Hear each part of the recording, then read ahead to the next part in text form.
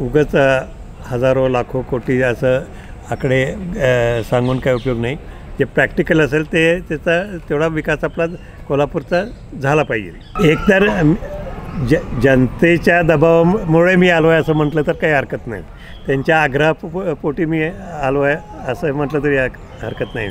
सोयीस्कर आणि विचारांना संलग्न पूरक ह्या काँग्रेस पक्ष असं वाटलं. म्हणजे मला तिथं ह्या विषयावर मुंबईपर्यंत सुद्धा जावं लागलं नाही ना दिल्लीला जावं लागलं. IIT, JEE, नीट किंवा MST CET यासारख्या प्रवेश परीक्षांची तयारी तुमच्याकडे एक उत्तम पर्याय म्हणजेच सुपर 30 सिंधू संचलित सुपर 30 करिअर इन्स्टिट्यूट सिंधुदुर्ग, तेही कुडाळ या शिक्षण नगरीमध्ये. प्रशस्त क्लासरूम, लॅबोरेटरी, लायब्ररी, प्रशस्त मैदान, मुला मुलींसाठी स्वतंत्र हॉस्टेलची सोय, ट्रॅव्हलिंग फॅसिलिटी इत्यादी सोयी. त्वरा करा, आजच दिलेल्या क्रमांकावर संपर्क करून नोंदणी करा. थोडक्यात म्हणजे सर्व मित्रपक्ष आणि महाविकास आघाडी आणि जनतेचे प्रामुख्याने मी आभार मानतो, नेत्यांचे आणि जनतेचे आणि आपल्या सर्वांचे, की आपण हा प्रसंग आला काय मला समजतं आहे, पण आला आणि आपण त्याला पूर्ण साथ दिली, त्यामुळे मी आज इथं आहे. कोल्हापूरच्या विकासासंबंधी जर बोलायचं असेल काही तर विकास हा सगळ्यांनाच करायचा असतो आहे. कोणीही असं म्हणणार नाही की विकास नको. फक्त कुठल्या पद्धतीने विकास, कुठला विकास आणि कशाला प्रायोरिटी द्यायची आणि किती क्षमतेचा, म्हणजे उगाच हजारो लाखो कोटी असं आकडे सांगून काय उपयोग नाही. जे प्रॅक्टिकल असेल त्याचा तेवढा विकास आपला कोल्हापूरचा झाला पाहिजे. आणि त्यामध्ये विकासामध्ये रेल्वेसंबंधी काही प्रश्न असतील ते निश्चित विचारण्यात घेतले जातील. कोकण रेल्वे जोडण्याचा एक मोठा आपला विकासाचा प्रश्न आहे, तोही आणखीन मिरज ते कोल्हापूर परत सेकंड लाईन झाली पाहिजे.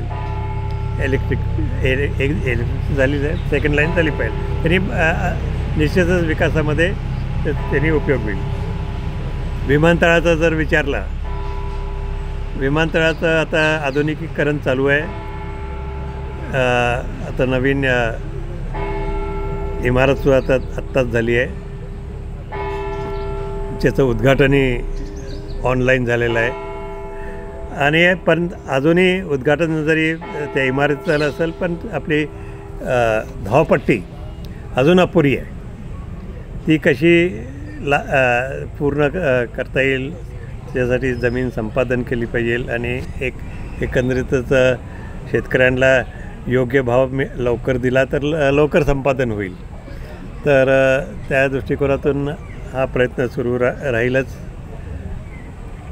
आणि विमानतळाला जिथं पहिलं विमान राजाराम महाराजांनी उतरवलं तर म्हणजे मला वाटतं 39च्या दरम्यान असेल, 38-39च्या दरम्यान. तरी खरं म्हणजे त्यावेळेस अशा धावपट्ट्या फक्त नव्हत्याच, कच्च्या जरी असल्या तरी नव्हत्या. आणि कोल्हापूरची सुरुवात त्यावेळेसच झाली होती. तर त्यावेळेसच्या मानाने जर आपण मागे पडलो, मध्ये सुरू व्हायचे बंद व्हायचे, सुरू व्हायचे बंद व्हायचे. तर आता पुढं निश्चित त्याला एक दिशा देऊन त्याचंही काम लवकर व्यवस्थितपणे झालं पाहिजे.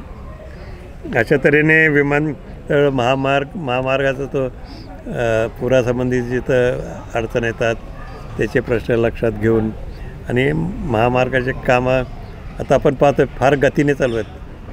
आता तर फार गतीने चालू आहेत. तर तीच गती आपल्यालाही चालू ठेवावं लागेल.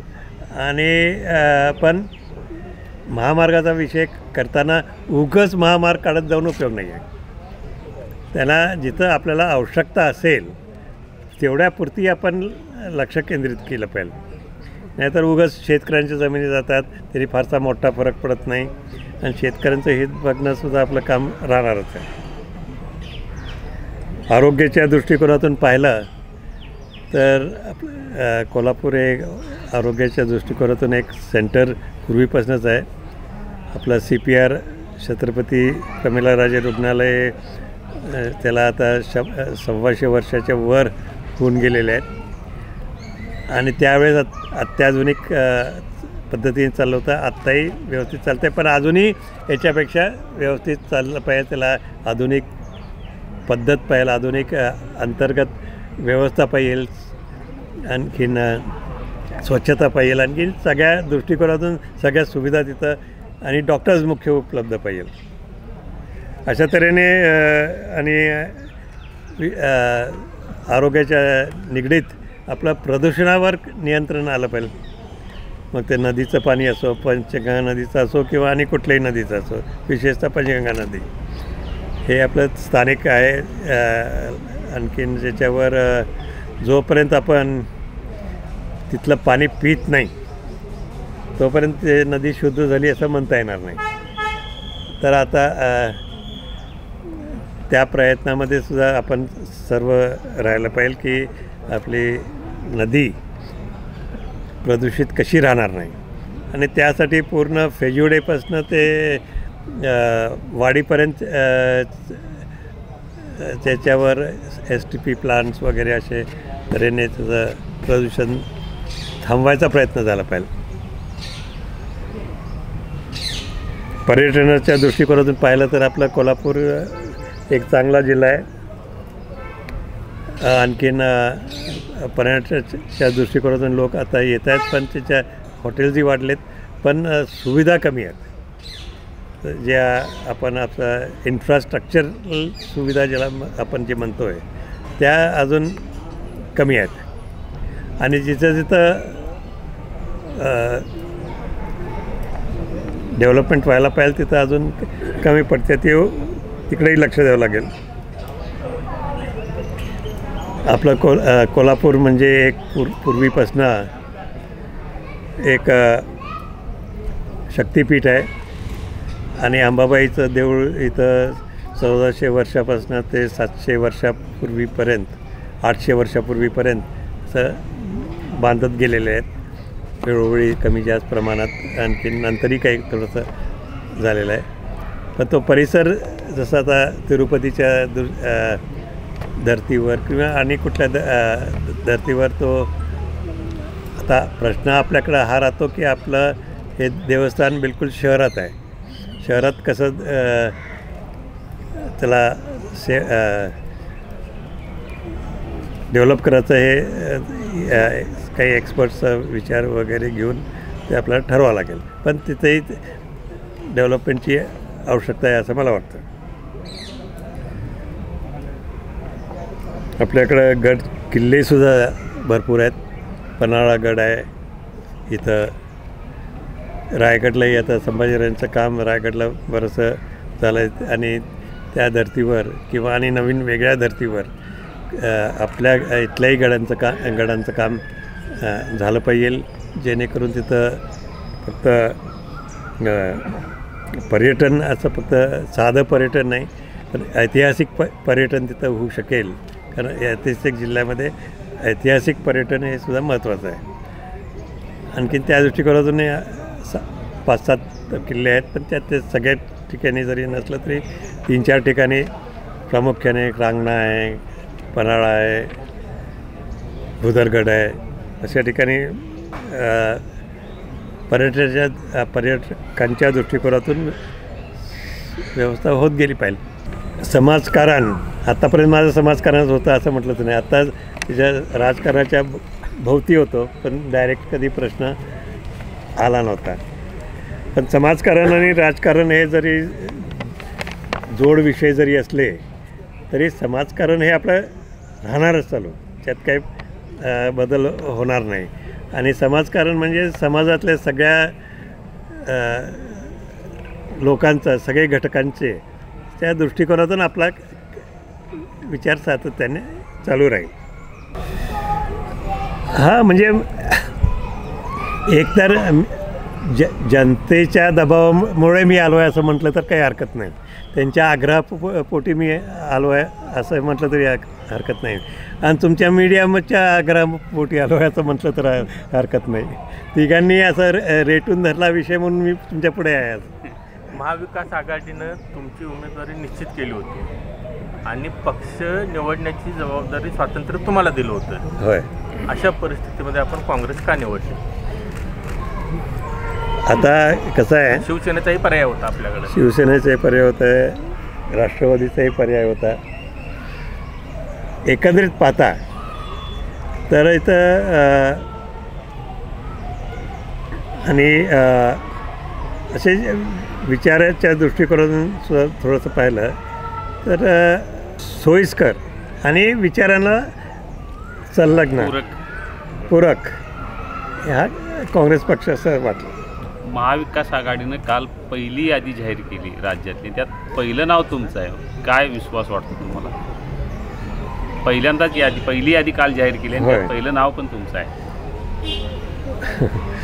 महाविकास आघाडीने एकत्र बसून काय काय ठरवलं असणार मुंबईमध्ये वगैरे, आणि इंडिया आघाडीने दिल्लीमध्ये ठरवलं असेल. त्या दोघांच्या ह्याच्यातनं हा विचार आलाच, तुम्हाला सगळ्यांना माहीतच आहे. आणि पहिलीच केस अशी असेल की तिथं न जाता झालं आहे काही. म्हणजे मला तिथं ह्या विषयावर मुंबईपर्यंत सुद्धा जावं लागलं नाही ना दिल्लीला जावं लागलं. याची सुरुवात कधीपासून झाली होती ते आता मला माहीत नाही केव्हापासून झाली होती. 6 महिन्यापूर्वी तुमच्यावर एखादा प्रस्ताव आला होता, कुणी आणला होता? मला लक्षातच नाही आता. बघता वाहून गेलो. शरद पवारांनी तुमच्यावर अशी काही जबाबदारी टाकलेली होती का की तुम्ही या राजकारणात सक्रिय व्हावं म्हणून? नाही, तसं काय फोर्सफुल असं कोणीच नव्हतं. पण सगळ्यांची इच्छा होती. महाराजसाहेब, एक चालू घडामोडीवर एक प्रश्न आहे.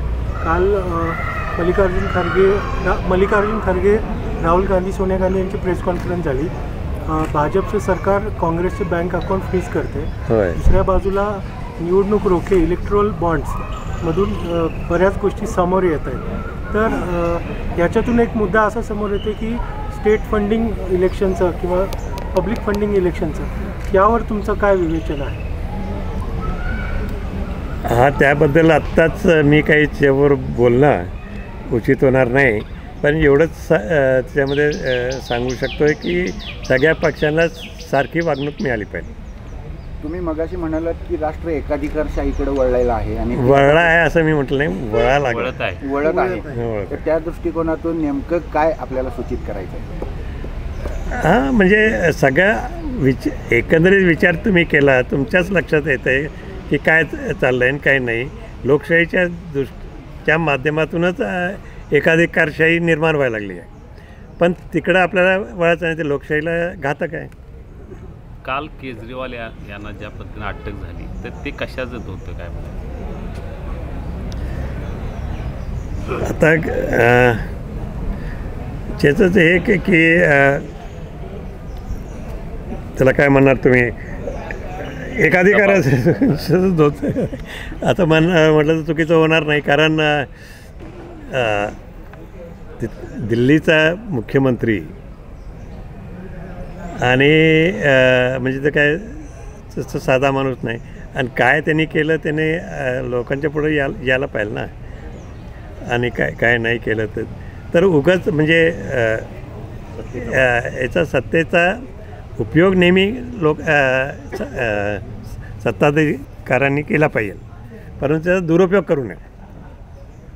स्थानिक पातळीवर प्रचाराचा मुद्दा काय राहील आपला? स्थानिक पातळीवर कुठल्या पातळीवर? स्थानिक म्हणजे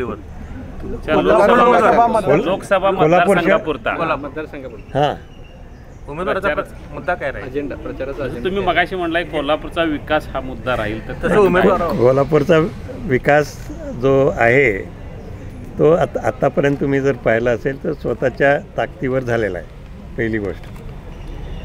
आणि महाराष्ट्र शासनाकडनं सुद्धा कधी काही झालं नाही, असं झाड पुष्कळ झालं आहे. पण त्याला एक अजून एक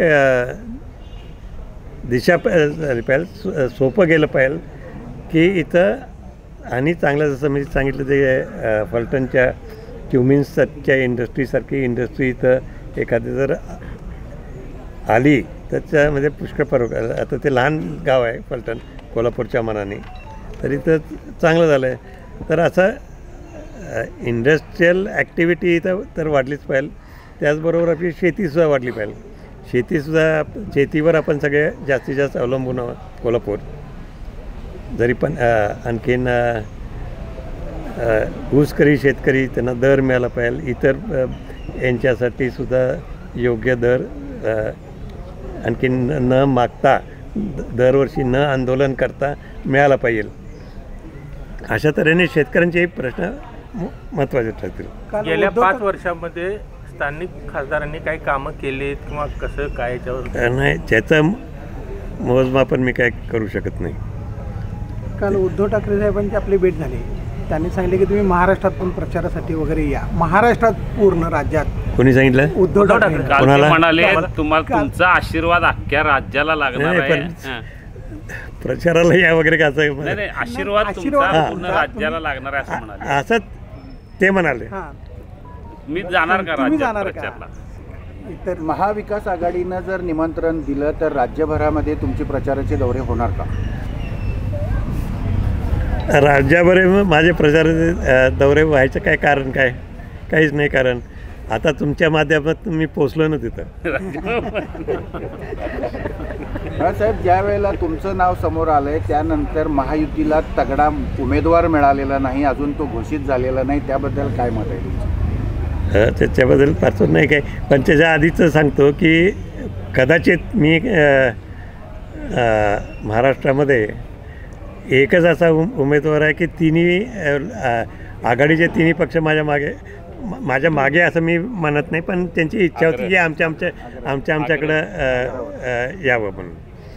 पण एकंदरीत विचार करता एकच पक्षाकडे जाता येते. सगळ्या पक्षांकडे काही जाता येत नाही, प्रॅक्टिकल नाही येते. पण सगळे पक्ष आपण एकच आहोत असं समजून ती महाविकास आघाडी झाली आहे आणि त्यातनं एक निवडलं आहे. आणि दुसरा काय प्रश्न होता तुमचा? तगडा उमेदवार अजून मिळालेला नाही. नाही, तसं काही नाही. आहेत, सगळे चांगले आहेत. महाराज साहेब, मगाशी म्हणाला तुम्ही की हायवे झाले पाहिजेत, हायवे रस्ते झाले पाहिजेत, पण शेतकऱ्यांचा आता सध्याचा मुद्दा सुरू आहे शक्तिपीठ एक्सप्रेसचा, शक्तिपीठ हायवेचा, आणि त्याला विरोध होतोय. त्याला म्हणजे त्याच्याबद्दल आपली काय भूमिका? त्याच्याबद्दल किती आत्ता तुम्हाला फार मोठी अडचण आहे काय कुठं काही जायची? किंवा आता आहे ते रस्ते डेव्हलप झाल्यावर कुठं काही जायची अडचण आहे काय? अशी फार अडचण येईल असं मला काही वाटत नाही. तसे भरपूर नेटवर्क आपलं चांगलं आहे, पण रस्ते आहेत ते चांगले झाले पाहिजे, आहेत ते चांगले राहिले पाहिजे, आहेत ते त्यांचं रुंदीकरण पाहिलं असलं तर झालं पाहिजे, आणि जे काय असेल ते. काहींनी महाराजांनी निवडणूकच लढवू नये तर काहींनी महाराजांना बिनविरोध निवडून द्यावं अशा पद्धतीच्या वल्गना केल्या होत्या, त्याबद्दल काय सांगाल? त्यांची इच्छा आहे तशी.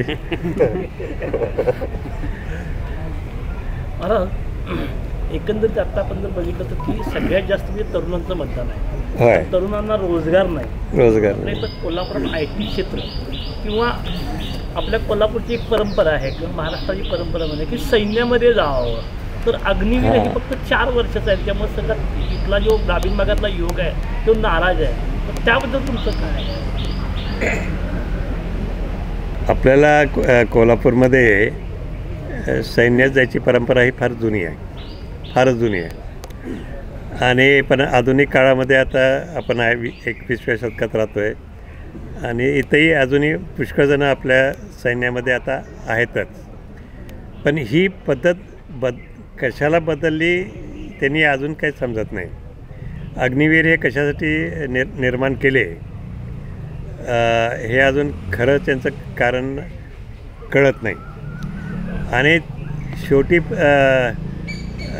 अग्निवीर म्हणून आता समजा तरी काही गेले तरी 4 वर्षांनी काय त्यांचं 4 वर्षात परत जैसे थे जवळजवळ काही ना काही मिळणार, त्यांना काही मिळणार नाही असं नाही. पण त्यातनं खरा प्रश्न सुटत नाही. युवकांना त्याच्यात म्हणजे जी संधी आहे ती 4 वर्षी संधी म्हणजे ते फक्त ते म्हणजे तो कॉन्सेप्टच मला कळत नाही. तर जेव्हा आपण सैन्यात जातो खरं म्हणजे तेव्हा 15-20 वर्ष नॉर्मली साधा शिपाई असलं तर तो काम करतो, 20-25 वर्ष, मग त्याच्या ग्रेडप्रमाणे त्यांचं वाढतं आहे. तर ही मोठी समस्या आहे आपल्यापुढं की आहेत त्याच्यातच जर पाहिलं तर ते सैन्यातले जेव्हा रिटायर होऊन येतात, कारण त्यांना लवकर रिटायर फिट राहावं लागतं आहे, तर लवकर रिटायर व्हावं लागतं आहे. तर त्यांचाच रोजगार हा मोठा प्रश्न असताना हे 4 वर्षातनं ते मोकळे झाले तर मग त्याचाही मोठा प्रश्न निर्माण होणार आहे. काल काँग्रेसनं आपल्याला तिकीट जाहीर केलं, या संदर्भात सोनिया गांधी, राहुल गांधी किंवा खरगे साहेबांचा आपल्याशी थेट काही संपर्क झाला का, किंवा त्यांनी काय तुमच्याशी बोलणं केलं होतं का? माझी सोनिया गांधीची पूर्वी काही वेळ भेट झालेली आहे. खरगे साहेबांची माझी कधी भेट नाही. आणखीन राहुल गांधींची सुद्धा माझी भेट नाही. ही खरी लोकशाही आहे की तिथं न जाता तिकीट मिळालं.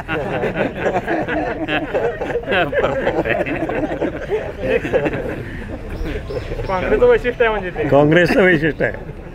साहेब मी कोल्हापूर योग्य पक्ष निवडला मग असं तुम्हाला वाटतं ना? साहेब कोल्हापुरामध्ये IIT सारखं शैक्षणिक क्षेत्र यावं म्हणून काही सामाजिक संघटना गेल्या काही वर्षापासून मागणी करतायत.